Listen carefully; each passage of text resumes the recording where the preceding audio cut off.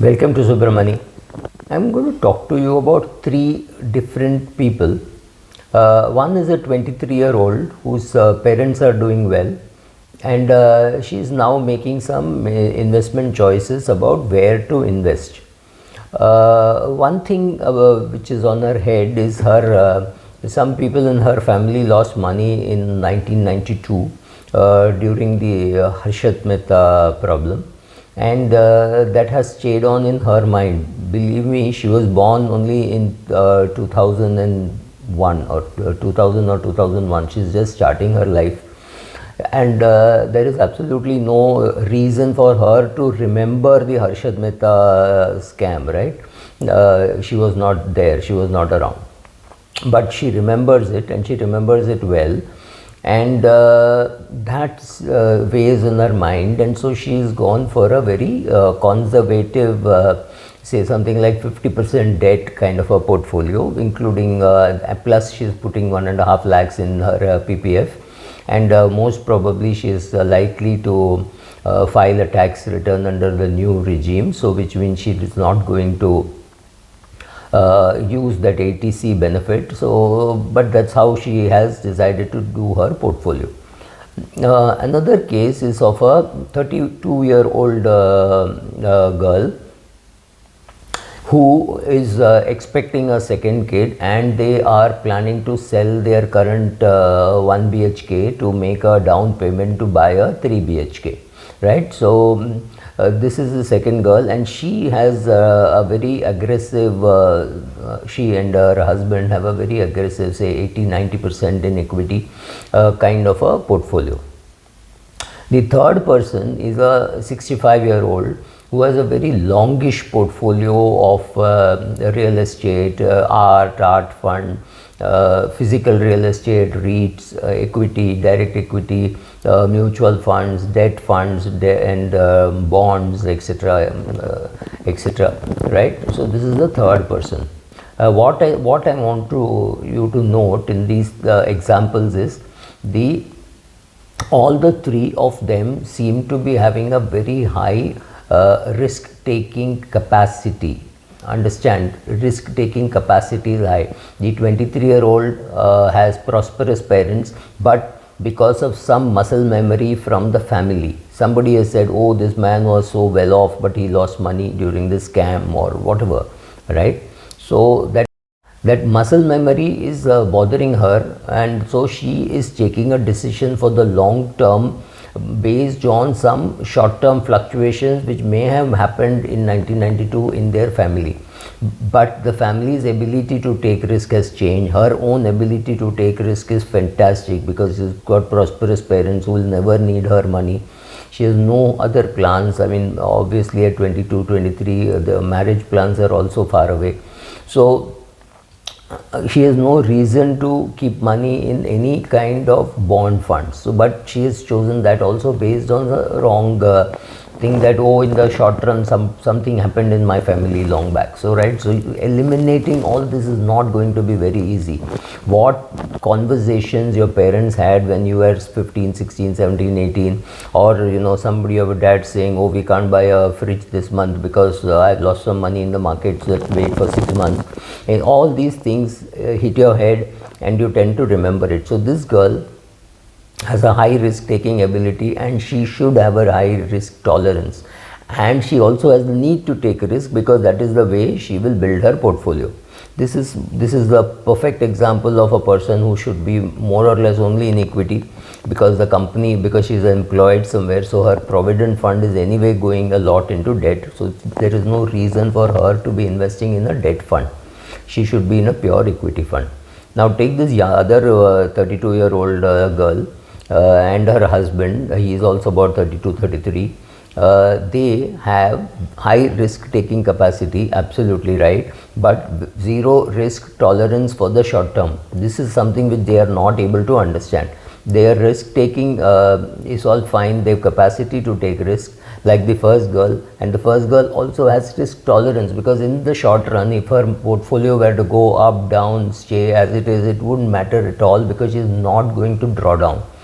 Now the couple with one kid already in school or just about to go to school and the second kid coming, you never know how you have to be prepared, right? If the girl is suddenly told like next you'll need to take 6 months off and stay at home because of complications in your pregnancy, that income goes down. They want to make a down payment for a house after selling this house, so which means another 30-40 lakhs is required.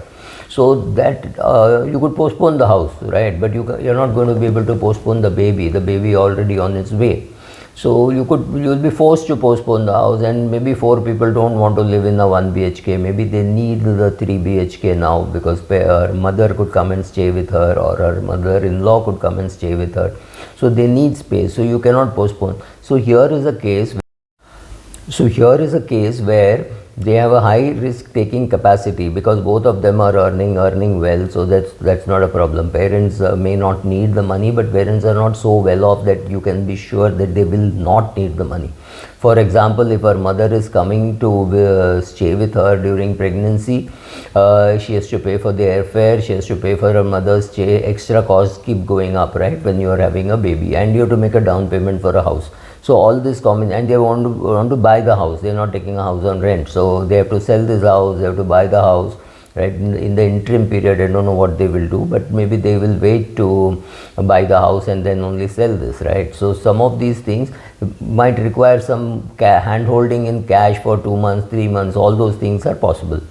So the risk-taking capacity is there, but the short-term tolerance is not there. Need to take risk is there because they have to build up money for the children's education, for their own retirement, etc., etc. So need to take risk is there. The capacity to take risk is there, but risk tolerance in the short run is almost zero. Now take the 65-year-old. He has a long, complicated portfolio. His first job is to simplify his portfolio. Does he have risk-taking capacity? Yes, complete risk-taking capacity. One daughter, well settled. So he does not have any need for the drawdown at all. I mean, nothing visible. Something could happen, but really nothing visible.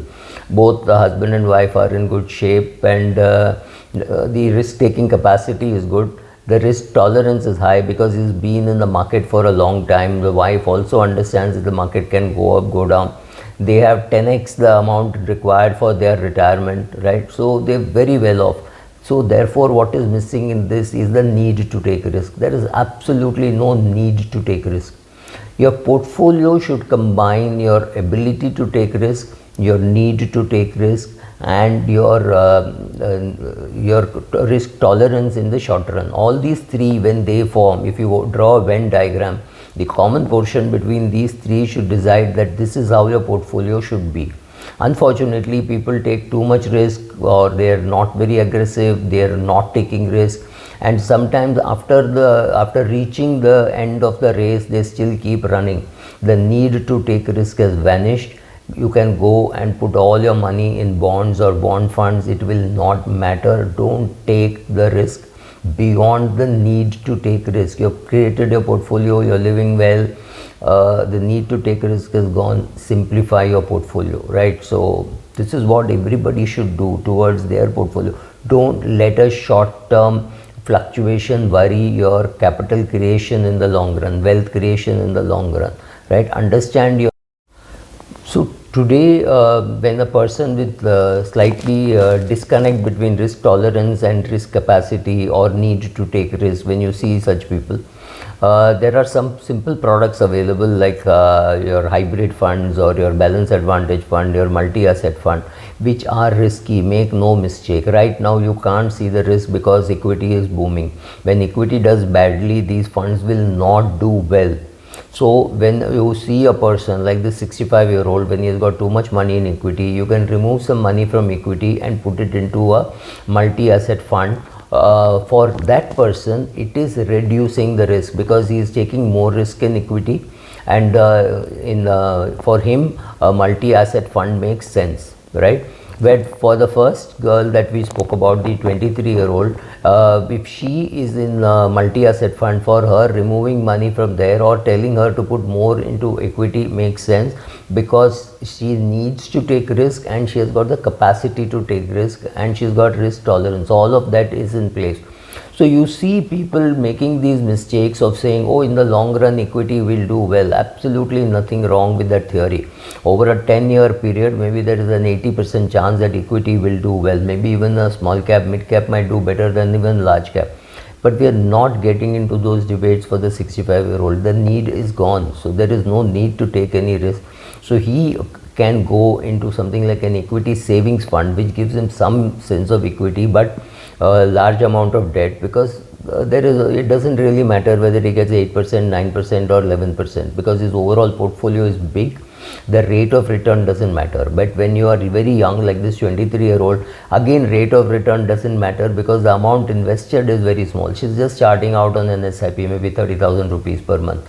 So the rate of return that you're going to get on your capital does not matter when your capital is zero or non-existent, right? But when your capital is 20-30 crores, the rate of return matters, then the portfolio matters. But it hardly matters for a person with 30 crores when your requirement is 3 crores. On 30 crores, whether he gets 9% or whether he gets 11% does not really matter. So understand that these words like capacity to take risk tolerance, all these are important, but also has to be managed with need to take risk. All of this have to be in place, and then your portfolio gets created. Thank you.